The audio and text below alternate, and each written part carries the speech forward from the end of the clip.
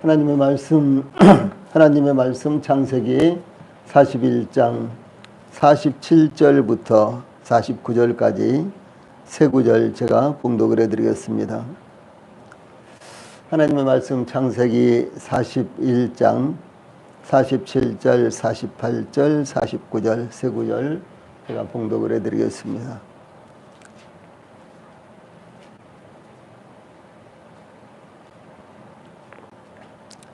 일곱 해 풍년에 토지 소출이 심히 많은지라 요셉이 애굽 땅에 있는 그 7년 곡물을 거두어 각 성에 저장하되 각 성읍 주위의 밭에 곡물을 그 성읍 중에 쌓아두매 쌓아둔 곡식이 바다 모래같이 심히 많아 세기를 그쳤으니 그 수가 한이 없음이었더라. 아멘. 47절, 48절, 49절 봉독을 해드렸습니다. 오늘 저녁에는 지금 읽은 창세기 41장 47절로 49절 말씀을 통해서 지혜로운 준비 이제 이런 주제로 말씀을 전해드리겠습니다. 요셉은 노예의 신분에서 애굽의 총리로 공식 임명되어 직무를 수행하게 되었습니다. 바로는 요셉의 이름을 사브낫 바네아, 즉 세상의 구주라고 지어줬는데 요셉이 세상을 구원하게 될 것으로 신뢰했던 것이며 또 온의 제사장 보디베라의 딸 아스낫을 아내로 삼게 함으로 애굽의 왕족처럼 대우를 해주었습니다. 요셉은 총리로 임명되자마자 애굽의 온 땅을 순찰함으로 하나님께서 계시하신 위기를 해결하기 위해 애굽 온 땅의 상황을 파악을 했습니다. 요셉에게는 온 세상의 목숨이 그의 손에 달려 있었던 것입니다. 이것은 세상의 구주로 세상에 오신 주 예수님에 대한 완벽한 모형이었습니다. 이 사도 요한은 요한일서 4장 14절에서 아버지가 아들을 세상의 구주로 보내신 것을 우리가 보았고 또 증언하노니 이렇게 증언하고 있고, 사마리아 사람들은 여인의 말을 듣고 예수님을 영접한 후에 요한복음 4장 42절에서 이제 우리가 믿는 것은 내 말로 인함이 아니니 이는 우리가 친히 듣고 그가 참으로 세상의 구주신 줄 알미라 이렇게 증거했던 것입니다. 예전은 본문은 요셉이 7회 흉년에 앞서 7회 풍년을 맞이하여 이어질 흉년을 대비하여 어떻게 지혜롭게 곡식을 준비하였는지 증거하고 있습니다. 하나님은 그 경륜을 이루시기 위해 하나님의 영에 감동된 사람 38절에 이런 말씀이 나오고 또 33절에서는 명철하고 지혜 있는 사람인 이 요셉을 세우셔서 이 사상 유례가 없는 흉년으로부터 위기에 처한 사람들을 구원하시기 위해 준비하신 것입니다. 이와 같이 주 예수님의 말씀을 들은 무리들은 예수님의 가르치심에 놀라며 이는 그 가르치시는 것이 권위 있는 자와 같고 그들의 서기관들과 같이 아미함일라라 이렇게 증거하고 있는데, 이 요셉을 보는 이와 같은 눈과 그리고 예수님의 말씀을 듣고 예수님을 평가한 이와 같은 평가가요 똑같은 것을 여기서 볼 수가 있는 것입니다. 먼저 47절 말씀을 통해서 풍년의 소출이 어떻게 되는지 증거하고 있습니다. 애굽왕 바로의 꿈을 해석한 요셉을 통해 예고된 대로 7해 풍년에 토지 소출이 심히 많은지라 47절에 하나님께서 애굽왕 바로의 꿈을 통해 계시하신 대로 7년 동안의 풍년에 심히 많은 곡식이 생산이 되었습니다. 무엇보다도 요셉이 바로의 꿈을 해석한 대로 그 예언이 그대로 현실로 나타났습니다. 애굽 전 지역의 풍년이 계속되었습니다.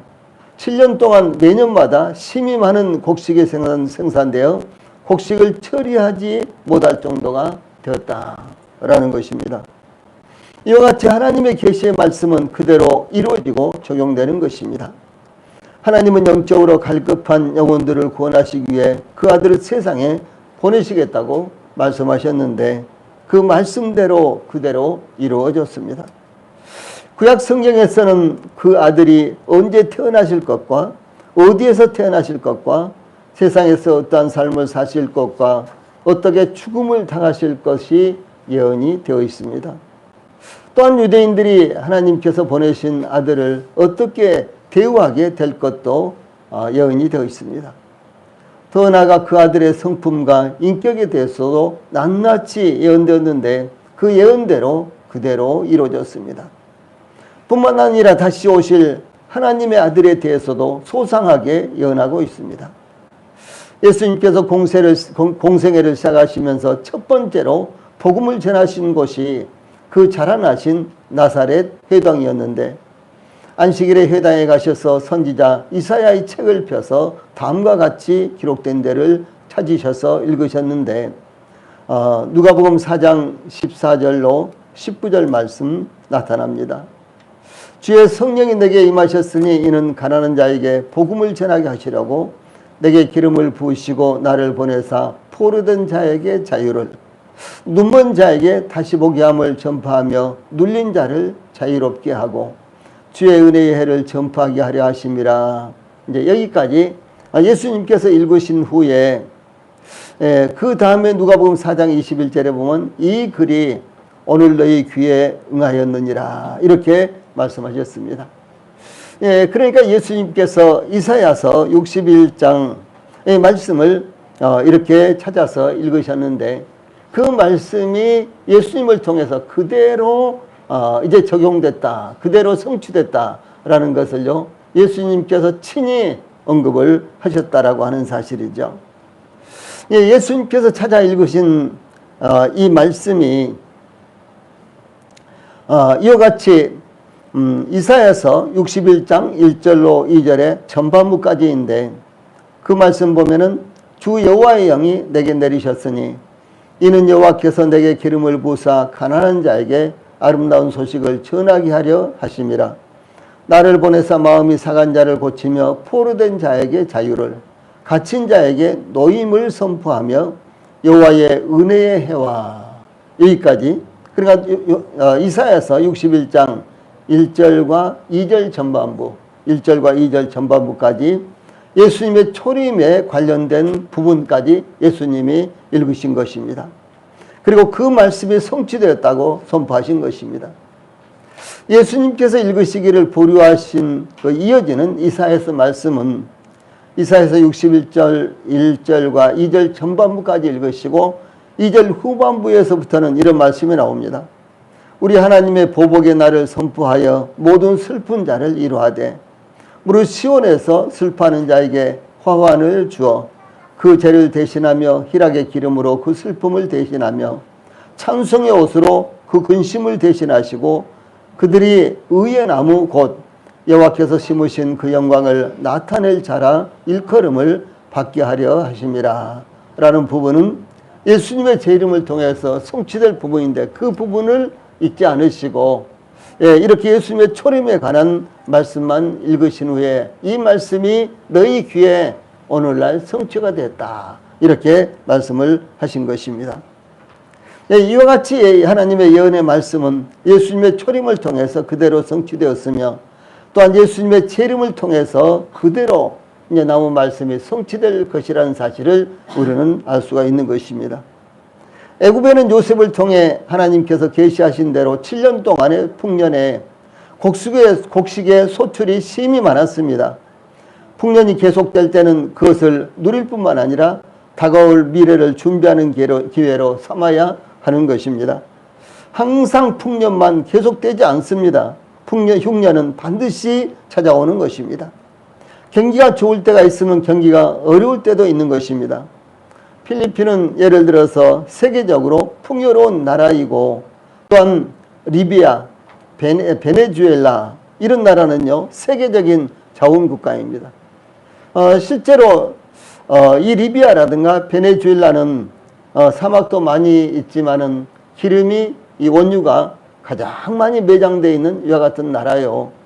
그것뿐만 아니라 아주 희귀금속도 엄청나게 다양하게 많이 매장이 되어 있는 이와 같은 나라입니다. 이렇게 세계적인 자원국가이지만 그러나 정치 세력이 경제를 장악함으로 빈곤한 나라로 전락하고 말았습니다. 예를 들어서 베네수엘라 같은 경우는요, 지금 현재 이 빵을 살려면은 뭐 100명씩 200명씩 이렇게 줄을 서 있는데요, 빵을 사려면은 돈을 이만큼 많이 가져가서 저울로 달아가지고 돈을 저울로 달아서 받고 그리고 빵을 내주는 거예요.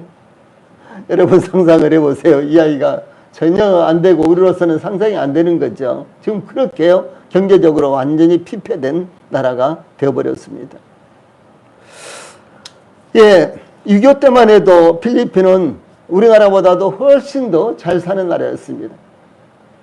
과거 저 장충체육관 있었잖아요. 장충체육관. 그것을 필리핀에서 원조로 우리나라에 지어준 것입니다. 예, 그 정도로 필리핀이 잘 살았는데, 그런데 계속해서 정치인들이 독재 정치를 하고 등등 이렇게 장기 집권을 하고, 그러므로 말미암아 지금은 얼마나 가난한 나라가 됐습니까? 저 중동의 산유국들이라든가 미국이라든가 캐나다, 유럽 등지에요, 이 필리핀 가정부들이 그야말로 진을 치고 있는 것입니다. 예. 우리나라도 필리핀 사람들이 얼마나 많이 일을 하려고 노동자로요 입국을 해왔습니다. 그래서 수도 없이 많은 필리핀 사람들이 불법 입국자로서 비자도 없이 눌러앉아서 돈을 벌고 있는 그런 상황이지 않습니까? 예, 이런 나라로 전락을 해버렸습니다. 예, 북한도 남한보다 훨씬 자원이 풍부하며 70년대 초반까지만 해도요 더 잘 살았습니다. 그러나 김일성 독재가 세습함으로 피폐한 나라로 전락하고 말았습니다. 예를 들어서 일본의 코닥 필름은 전 세계의 필름을 장악했습니다. 전 세계의 이 필름 시장을 장악을 했습니다. 실제로 과거에 필름은 굉장히 많이 사용됐습니다. 이 사진을 찍는 데만 사용된 것이 아니라, 예를 들어서 병원에 가서 우리가 엑스레이 찍잖아요. 그러면 전부 다 필름, 이렇게 큰 필름으로 전부 다 그것이 나왔잖아요. 예, 이런 등등 대단히 많이 이렇게 사용됐습니다. 그때 이 일본의 코닥 필름은 전 세계를 장악한 이와 같은 기업이었습니다. 그러나 필름이 필요 없는 이 카메라가 발명이 되자 필름은 필요 없게 되어서 이 코닥 필름은 업계에서 사라지게 되었습니다. 그런데 이 필름 업계의 양대 산맥이라고 할 수 있는 1위가 코닥 필름이요. 그리고 2위가 이 후지 필름인데, 이 후지 필름은 일찍이 산업을 변신하여 첨단 의학 기업으로 세계적인 회사가 되어 있습니다. 그래서 이 후지 필름은 계속해서 아주 세계적인 회사가 되어서요 발전하고 있고, 그리고 코닥 필름은 거의 지금 그 면목도 없을 정도로 사라지고 있다라고 하는 사실입니다. 이런 모습을 통해서 이와 같이 영적으로 풍요로울 때 우리의 영성을 배가시켜서 어려운 상황에서 영성을 발휘할 수 있는 기회로 삼아야 되는 것입니다. 만약에 요셉과 같이 아주 지혜로운, 그리고 하나님의 영이 충만한 이와 같은 사람이 애굽에 등용되지 못했다면은 애굽 사람들은 어떻게 했을까요? 8년, 7년 동안이나 계속되는 풍년에 이제 그 풍년을 잘 이용하지 못하고 살다가 이어서 7년 동안이나 계속된 흉년이 왔을 때요, 그들은 다 죽고 말았을 것입니다. 다음에 48절로 49절 말씀에는 흉년을 예비하기 위해서 어떤 대책을 세웠는가라는 말씀이 나타나고 있습니다. 유엔은 지난해에 9억 6,300만 명이 기아 상태라고 발표를 했는데, 6명 가운데, 전 세계 인구의 6명 가운데 한 사람이 굶주린다고 이렇게 발표를 했습니다. 우리는 먹을 것이 그야말로 넘치지 않습니까? 예, 돈이 많건 적건 간에 이 먹는 문제 가지고 어렵지 않습니다. 예, 한편 미국에서 생산되는 전체 식품의 40%가 쓰레기로 버려진다고 합니다. 예, 먹다가 버려진 것, 내지는 먹기 싫어서 버려지는 것, 등등 이와 같이요. 식품으로 생산된 것 가운데 40%가, 절반은 좀 안 되죠. 그 정도가요, 쓰레기로 버려진답니다. 예, 국제식량정책연구소는 이 개발도상국에서 밀 생산량이 현재 30% 감소하고 있고 쌀 가격은 최소 121%가 오를 것으로 내다보고 있습니다. 그러므로 선진국, 후진국 따질 것 없이 미래의 식량 문제에 대해서 예비하지 않으면 안 되는 이와 같은 시점에 온 것입니다. 풍년에는 음식이 풍부한가에 대한 문제는 문제가 되지 않습니다. 그러나 흉년이 되면 식량은 생명과 직결되기 때문에 얼마든지 식량 때문에 전쟁도 일어나고 식량 쟁탈전도 일어날 수가 있습니다. 그러므로 국제적으로 또한 국가적으로 앞으로 발생할 식량 문제를 대비하여 요셉과 같이 현명한 사람을 세워서 준비하지 않으면 안 되는 것입니다.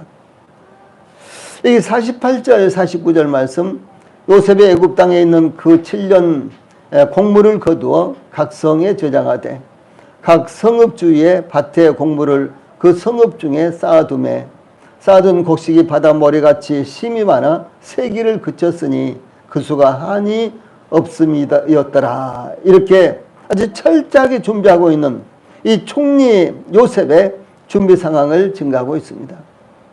만약 요셉이 애굽왕 바로의 꿈을 해석하지 못했거나 해석하지 않았다면 풍년이 7년 동안이나 계속되었지만 앞으로 올 7년간의 흉년을 위해서 준비하지 않았을 것입니다. 아마도 과잉 생산되니까 생산량을 줄여야 한다고 주장하기도 하였을 것입니다. 우리나라도 그렇죠. 쌀이 과잉 생산된다. 뭐 그래가지고요. 경작지를 줄여야 된다라고 하면서 농사를 짓지 않으면 돈을 준다든가 가격을 이제 그만큼 보상을 해준다든가 그런 일들이 얼마나 많이 있습니까? 우리나라뿐만 아닙니다. 일본은 우리나라보다도 훨씬 더 식량이 과잉 생산되고 있습니다. 그래서 일본은 이미 수십 년 전부터 이제 농사를 짓지 않고 묵혀두면은 거기에 대한 보상을 해주는 거예요. 네. 지금은 어떤지 모르겠습니다만은 실제로 한 30년 전에 제가 일본에 갔을 때 여기저기 농사를 짓지 않은 이와 같은 논들이 있어서요. 제가 물어봤어요. 무슨 속인지 몰랐어요. 그랬더니 과잉 생산돼 가지고 농사를 짓지 않아도 정부에서 그 보상을 해주기 때문에 농사를 안 짓는다. 이렇게 이야기를 하더라고요. 그 참 어이가 없었어요. 그 당시 저로서는요. 그런데 우리나라도 그런 일들이 많이 발생하고 있는 것입니다. 그래서 과잉 생산되기 때문에 생산량을 줄여야 한다고 주장하기도 하고요. 예, 그러므로 경작지를 줄이거나 부지런히 일하는 것도 덕스럽게 생각하지 않게 되었을 것입니다. 현재 우리나라의 식량 생산 단가와 노동력 때문에 수많은 경작지가 버려져 있고요. 공장이나 아파트 부지로 바뀌고 있는 것은 참으로 우려할 만한 이와 같은 일입니다. 과거에 저희들이 자라날 때 이와 같이 이 사용되던 이 농사를 짓던 이와 같은 땅들이 엄청나게 지금 그냥 버려져 있습니다.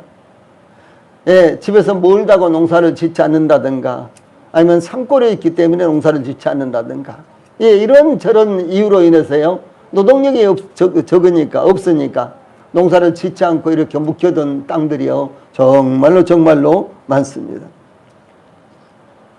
예, 또 뿐만 아니라 우리가 잘 알기로도 이 서울 이 근처에는 이 아파트 부지로 들어간 이와 같은 농지들이 얼마나 많이 있습니까? 예. 뭐 산 위에다가 아파트를 건설한다든가 이런 것이 아니라 예, 아파트를 건설하는데 이렇게 농기를 메워서 아파트를 건설한다든가 이런 경우가 정말로 많습니다. 예, 그 결과 이제 많은 이와 같은 경작지가 이제 이 아파트라든가 아니면은 공장 건설이라든가 이런 것으로 인해서 이제 농사를 짓지 않게 되었고요. 예, 그리고 농사를 짓는 것보다도 이제 다른 용도로 사용하면 더 많은 수익이 올라오기 때문에 농사를 짓지 않고 이제 그런 땅들이 정말로 많습니다. 그런데 요셉은 바로의 꿈에 대해서 하나님이 그가 하실 일을 바로에게 보이신 다음이 이것이라 28절에 이렇게 해석을 했고요. 또 32절에는 이 바로가 두 번이나 꿈을 겹쳐 꿨던 것은 하나님이 이 일을 정하셨음이라 하나님이 속히 행하시리니라고 증거했던 것입니다. 그러므로 요셉은 7해 풍년 후에는 7해 흉년이 덮칠 것이라고 확신하고 있었던 것입니다. 그러므로 요셉은 7해 동안 풍년이 계속되는 동안에 흉년을 위해 적절하게 준비하지 않으면 안 된다는 것을 깨닫고 있었던 것입니다.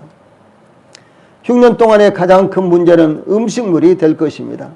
음식물은 농사가 잘 되느냐의 여부에 따라 풍부할 수도 있고 궁핍할 수도 있습니다. 농사는 비가 적절하게 잘 내리면 잘 되고 비가 잘 내리지 않거나 너무 많이 내릴 때 문제가 발생합니다. 그러나 이 구약시대에는 비와 관계없이 흉년이 될 때도 있었습니다. 병충해나 곡식의 질병도 큰 문제로 야기될 수가 있었습니다. 애굽의 경우 나일강이 주기적으로 범람해서 물이 풍성하게 공급되지만 농사를 짓지 못하는 경우도 발생했습니다. 또한 전쟁으로 말미암아 농사 짓는 것을 놓칠 때도 많이 있었습니다. 과거 50년대, 70년대에 우리나라의 경우 대부분 가뭄으로 인해서 흉년이 들었습니다. 보리농사나 벼농사의 적절한 시기에 적절한 비가 내려야 하는데 가뭄이 계속되어서 모내기를 하지 못한다거나 모내기를 한 후에도 벼가 자라지 못해서 흉년이 들었습니다. 흉년이 들면 모든 백성들이 다 어렵지만 제일 어려운 분들이 참으로 가난한 사람들이었습니다. 그들은 빚을 낼 수도 없었고 또 빚을 주지도 않았습니다. 그러므로 논밭을 처분하고 아주 싼 가격에 처분을 하죠. 그럴 때는요.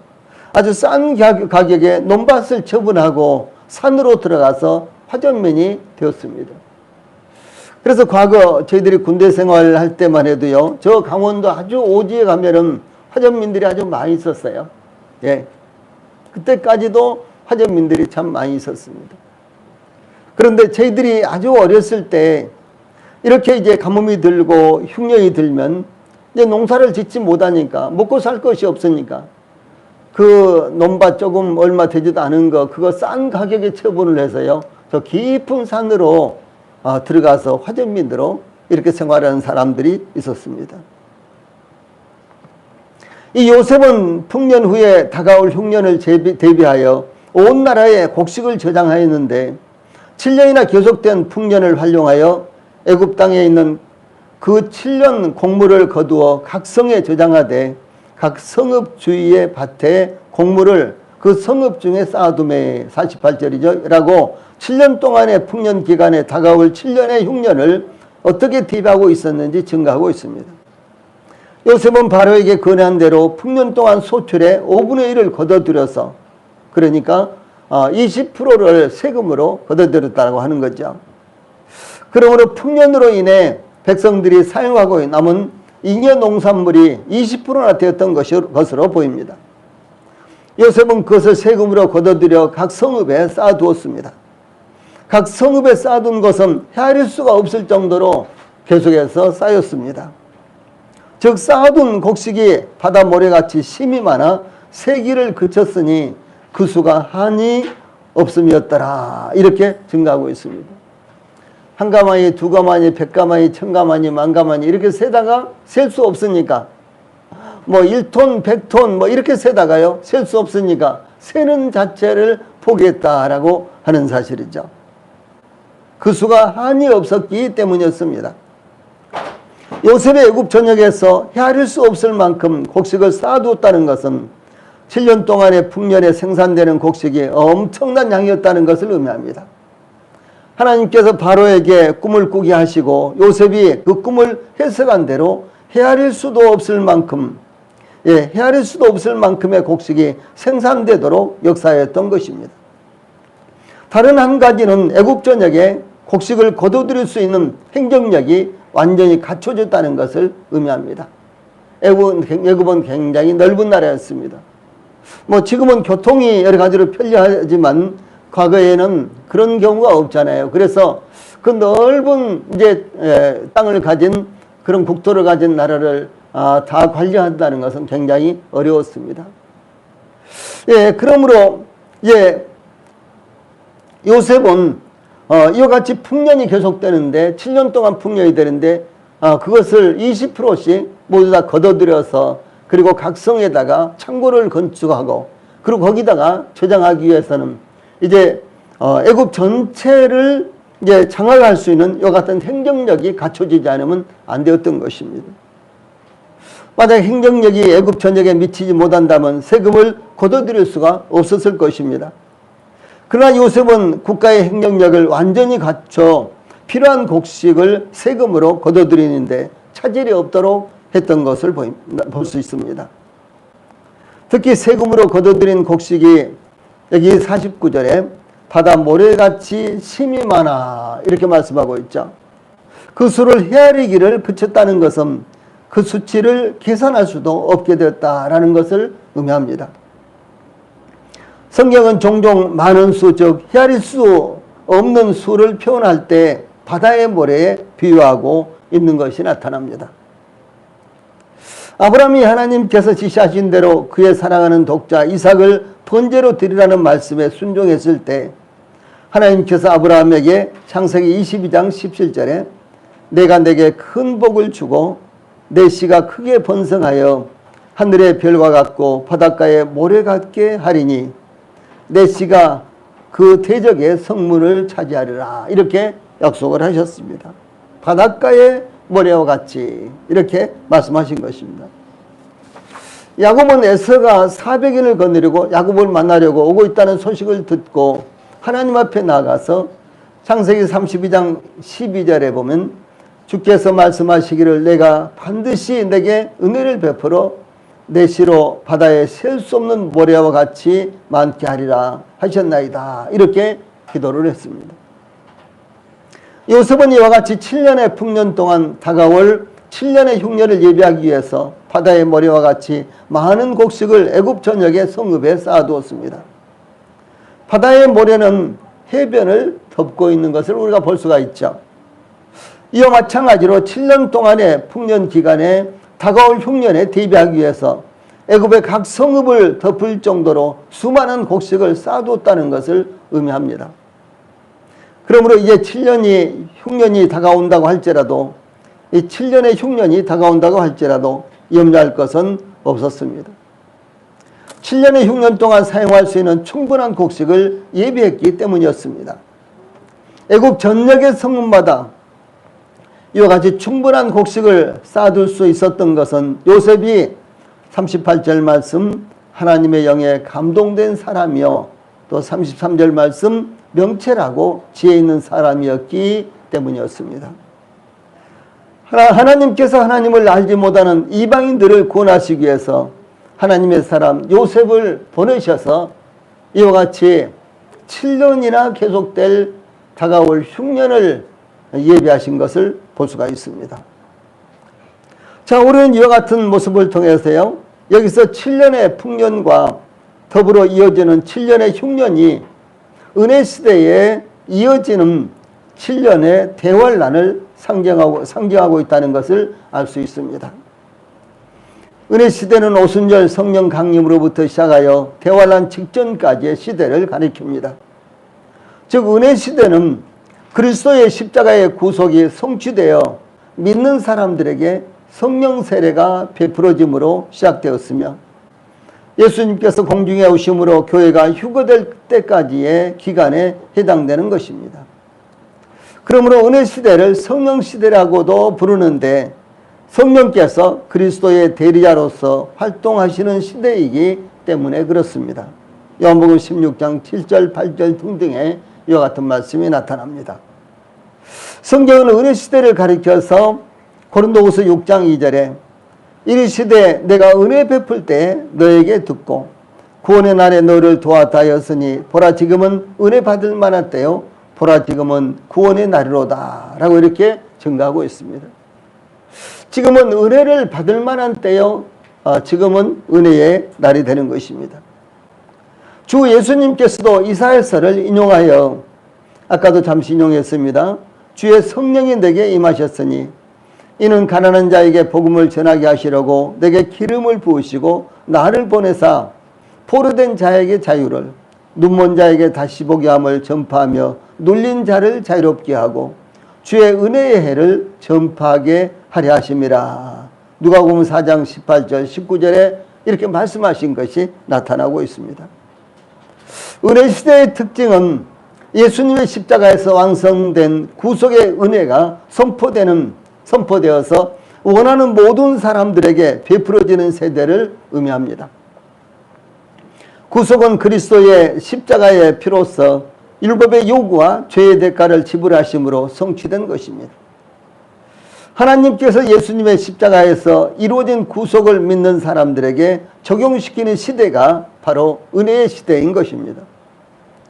하나님은 은혜의 시대를 맞이하여 율법으로 의롭다함을 받을 수 없는 사람들에게 그리스도의 공로를 믿음으로 또 유대인이나 이방인의 차별이 없이 이 값없이 그리고 은혜로 얻을 수 있는 구원의 길을 열어 놓으셨습니다.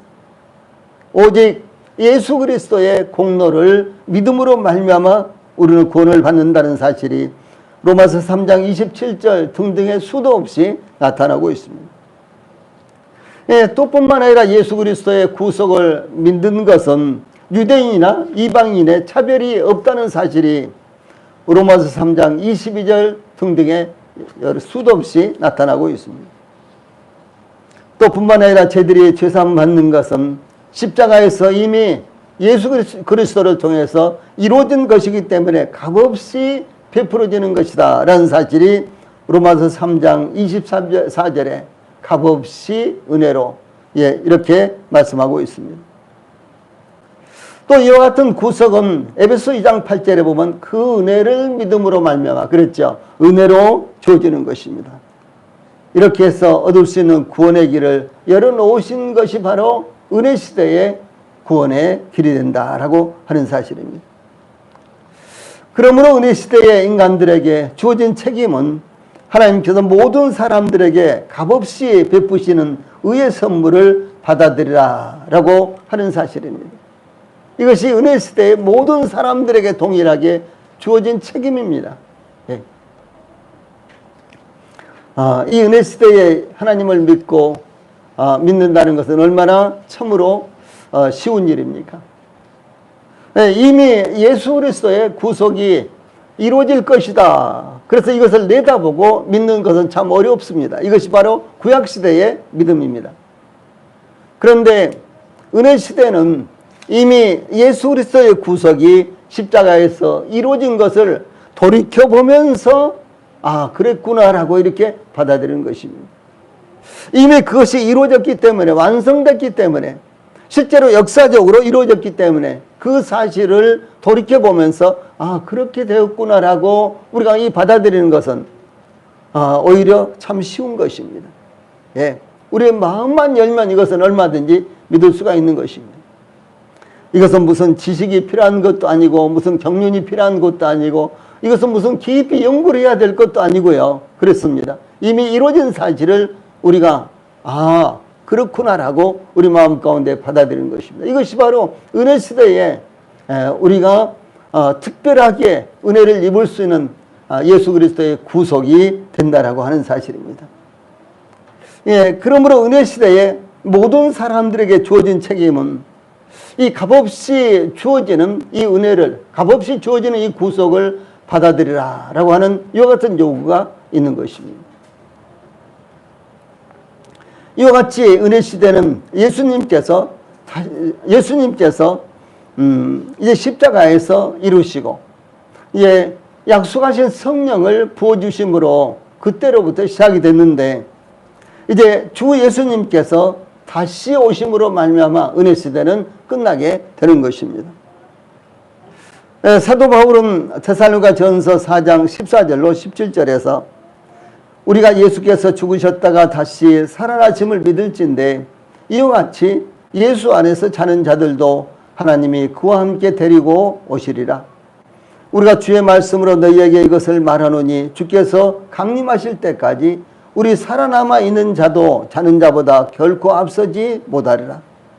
주께서 호령과 천사장의 소리와 하나님의 나팔 소리로 친히 하늘로부터 강림하시리니 그리스도 안에서 죽은 자들이 먼저 일어나고 그 후에 우리 살아남은 자들도 그들과 함께 구름 속으로 끌어올려 공중에서 주를 영접하게 하시리니 그리하여 우리가 항상 주와 함께 있으리라. 이렇게 증가하고 있습니다.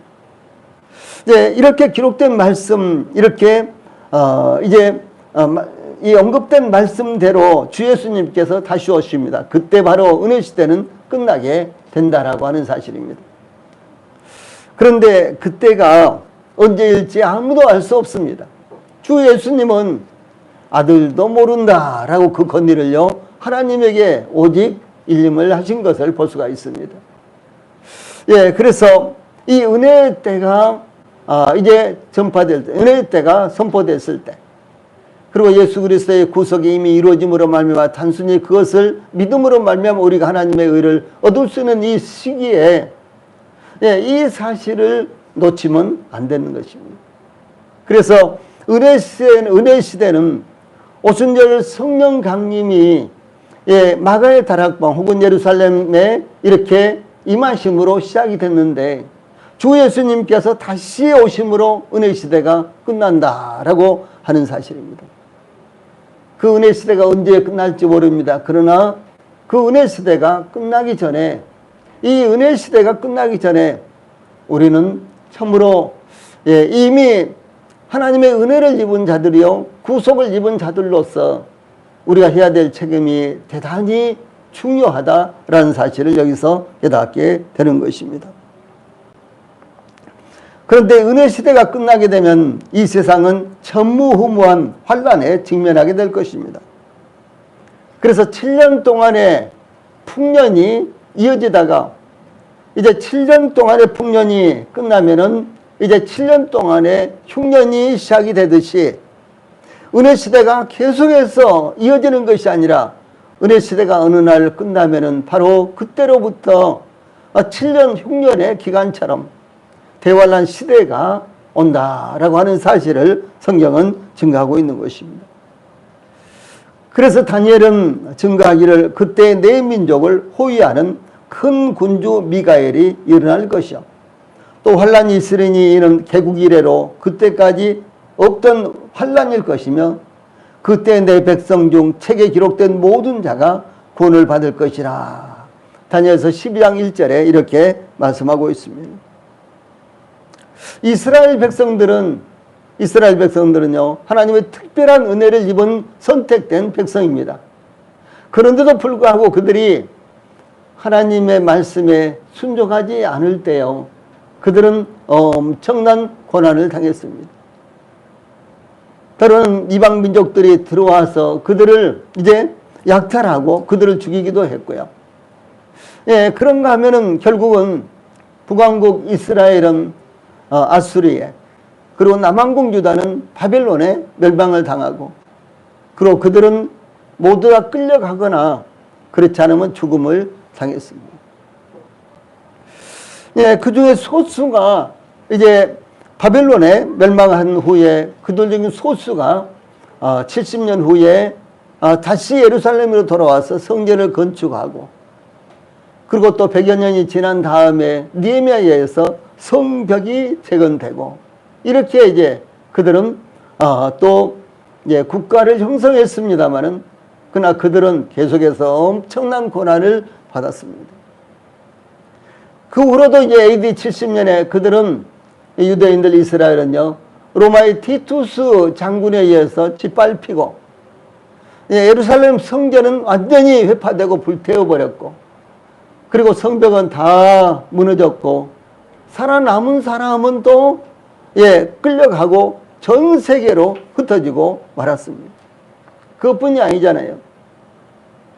저 히틀러에 의해서도 600만 명, 러시아에 의해서도 300만 명, 그리고 전 세계 어디를 가든지 간에 유대인들은 박해받는 민족이었습니다.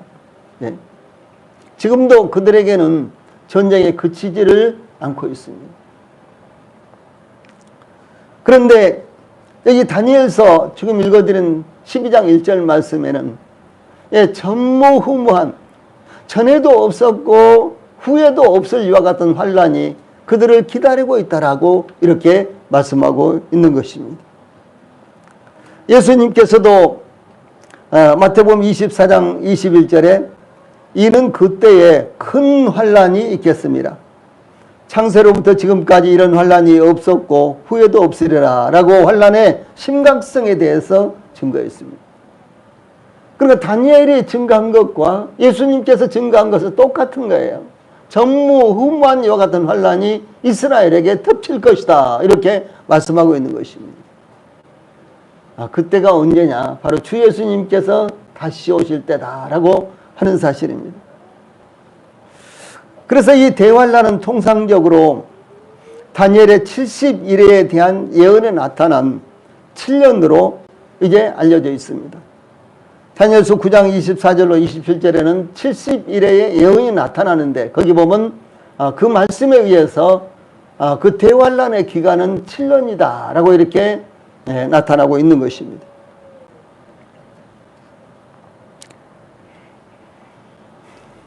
대환란의 핵심은 하나님께서 약속하신 그리스도를 보내셨지만 그의 백성들 이스라엘이 받아들이지 않았기 때문에 그들을 징계하기 위해서 예정된 환란 기간이었습니다.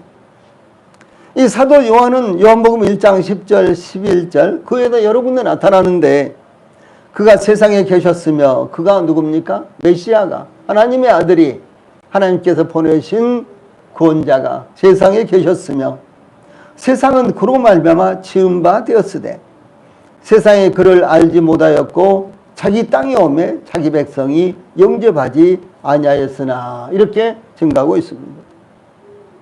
그러므로 대환란을 통해서 전 세계에 흩어진 유대인들이 그들의 고토인 약속의 땅으로 돌아올 것이며 대환란을 통해서 그들은 최악의 고난을 당하면서 결국은 그들이 십자가에 못 박아 죽였던 그 예수 그리스도가 바로 하나님께서 보내신 메시아다라고 하는 사실을 시인하게 되는 것입니다. 또한 대환란으로 가는 길목에 적그리스도가 출현할 것입니다. 이 말씀은 대표적으로 데살로니가후서 2장 2절로 12절에 나타납니다. 적그리스도는 예루살렘에 성전을 건축하고 대환란 후 3년 반, 전 3년 반 지나고 후 3년 반이 시작될 때에 성전에 앉아 자신을 하나님으로 선포할 것이며 이스라엘을 대대적으로 박해할 것입니다. 이어서 아마겟돈 전쟁이 일어날 것이며 요한계시록 16장 13절, 14절, 16절에 나타납니다. 그리스도께서 지상 재림할 것이고 요한계시록 1장 7절 등등에 여기저기 나타나고 있습니다. 그리고 최종적인 승리가 이루어질 것인데 요한계시록 19장 11절로 18절에 언급되어 있습니다. 적그리스도의 군대가 멸절을 당함으로 말미암아 예수 그리스도가 완전한 승리자로 나타나게 될 때가 오는 것입니다. 그러므로 7년의 대풍년 동안 다가올 7년의 대흉년을 준비해야 하듯이 이 땅에서도 대풍년이 상징하는 은혜 시대에 그리스도의 구속을 믿음으로 구원받지 못하면 구원의 기회를 영원히 놓쳐버릴 수도 있다는 사실을 의미하는 것입니다. 그러므로 하나님께서 요셉을 애굽에 보내셔서 흉년을 예비하게 하심으로 그들이 구원받을 수 있는 기회를 주셨듯이 은혜 시대를 잘 활용하여 구원의 복음에 귀를 기울여야 하는 것입니다. 요셉이 7년 동안 지속되는 대풍년을 잘 활용하였듯이 우리 성도들도 은혜 시대를 잘 활용해서 우리 가족들 또 우리 곁에 있는 분들에게 생명의 복음을 전해서 그들을 구원해야 할 것입니다. 기도하시겠습니다.